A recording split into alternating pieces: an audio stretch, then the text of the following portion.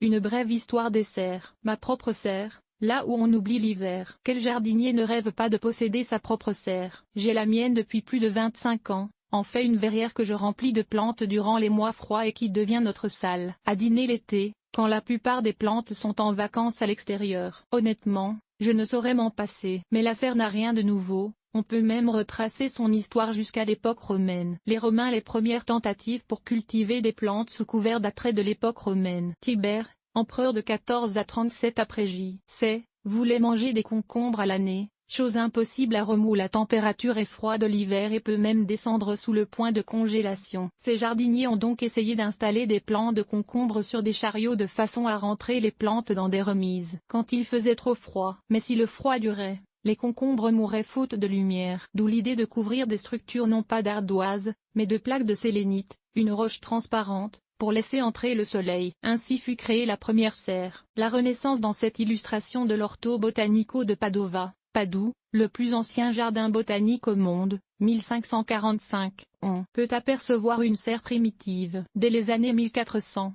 les techniques de fabrication des panneaux de verre s'étant beaucoup améliorées, on a commencé à utiliser de la vitre pour recouvrir les serres. On a ainsi pu agrandir les structures de façon considérable. C'était une grande période d'exploration et on rapportait des plantes de lieux exotiques, Afrique, Moyen-Orient, Asie et, un peu plus tard, Nouveau Monde. On hébergeait ces végétaux dans des serres plus développées appelées orangeries, car on pouvait y rentrer jusqu'à des arbres, orangers, citronniers, dattiers, etc., pendant l'hiver.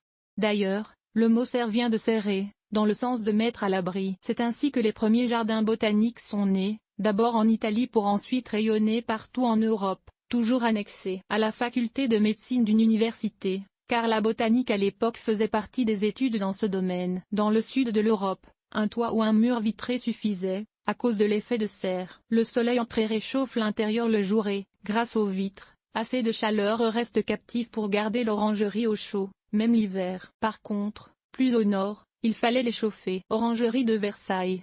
À Versailles, l'énorme orangerie de 150 mètres de longueur, construite entre 1684 et 1686, était conçue pour contenir 1000 orangers et fruitiers cultivés dans de grandes caisses et on chauffait au charbon. Le système de chauffage était tellement peu fonctionnel que les plantes étaient noires dessus et à moitié mortes au printemps. Une orangerie ne ressemble pas encore à notre image d'une serre, car elle a un toit et des murs pleins. Seules les grandes portes par où on entrait les plantes l'automne et d'où on les ressortait au printemps étaient vitrées. L'orangerie de Versailles se trouve d'ailleurs sous le parterre du Midi et ne fait même pas face au sud, mais plutôt au nord-ouest. Ainsi, elle profite peu des avantages de l'effet de serre. Les véritables serres naissent la Sernache de Kew Gardens, Londres, date de 1825 et l'une des plus anciennes serres entièrement vitrées qui existent encore. Notez la structure massive, nécessaire à l'époque pour supporter le poids du vitrage. Au XIXe siècle, les pays de l'Europe ont aboli les taxes sur le verre et l'utilisation de la vitre a alors pris son envol. Les fenêtres des maisons sont de plus en plus nombreuses et plus grandes et on commence à voir les premières serres de type moderne,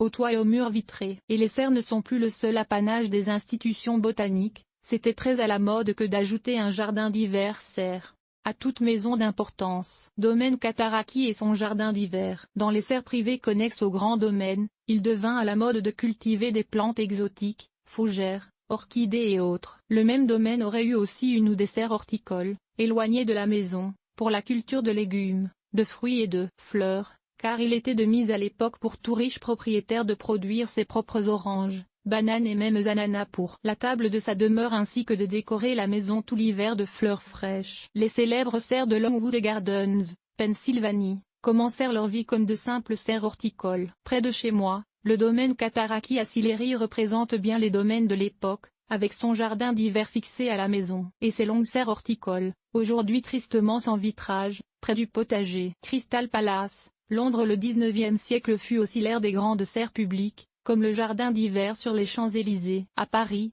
1846, et le Crystal Palace à Londres, 1851, qui servait non seulement à accueillir et à présenter des plantes exotiques, mais qui étaient aussi les palais des congrès de leur époque. Ces deux grandes serres n'existent plus, mais beaucoup de villes européennes, nord-américaines et même australiennes ont toujours une, voire plusieurs, grandes serres publiques: Paris, Londres, Dublin, San Francisco, Saint-Pétersbourg, New York, Toronto, Montréal, Melbourne, etc. De la sérathérapie dans les serres du Jardin botanique de Montréal. Si le poids de l'hiver vous devient insupportable et un voyage à Cuba ne figure pas dans votre budget, évadez-vous dans une serre publique pendant 1 heure ou 2. La chaleur tropicale, l'humidité intense, l'odeur mélangée de verdure, de terre humide et de fleurs et le foisonnement de plantes de toutes couleurs et de tout acabit sont comme un peu de baume sur les plaies. À défaut d'avoir une serre publique dans votre ville, allez dans une jardinerie locale, il y en a sûrement une qui est ouverte à l'année. Personnellement, je visite ma serre plusieurs fois par jour, dès que j'ai le moindrement le vague à l'âme. Il ne me faut que quelques minutes de sérathérapie pour faire le plein d'énergie et d'enthousiasme. Qui sait? Peut-être qu'il y a un beau jardin d'hiver dans votre avenir aussi.